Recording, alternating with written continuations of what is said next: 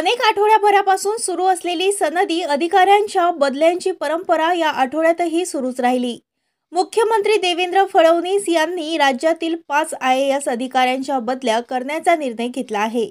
परभणी, वाशिम आणि अकोल्याचे जिल्हाधिकारी बदलण्यात आले असून योगेश कुंभेजकर यांची वाशिमच्या जिल्हाधिकारीपदी नियुक्ती करण्यात आली आहे।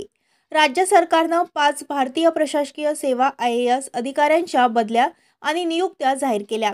योगेश कुंभेजकर 2016 बॅच यांची वाशिमच्या जिल्हाधिकारीपदी नियुक्ती करण्यात आली आहे।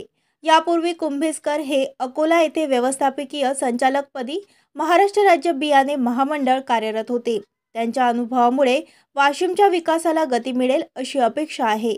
त्यांनी शेती आणि प्रशासकीय क्षेत्रात केलेल्या कामामुळे त्यांना ही महत्त्वाची जबाबदारी देण्यात आली। तर वाशिमच्या जिल्हाधिकारी भुवनेश्वरी एस यांची महाराष्ट्र राज्य बियाणे महामंडळ महाबियाणे अकोला येथे व्यवस्थापकीय संचालक म्हणून नियुक्ती करण्यात आली आहे।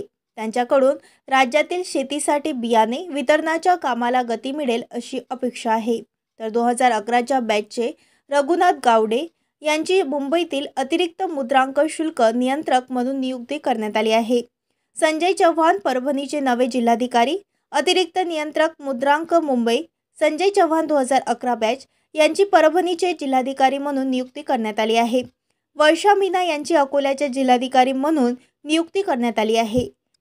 महाराष्ट्र न्यूज लाईव्ह मुंबईसाठी दिलीप कुमार चव्हाणसह कॅमेरामॅन गोपाल चव्हाण, मुंबई।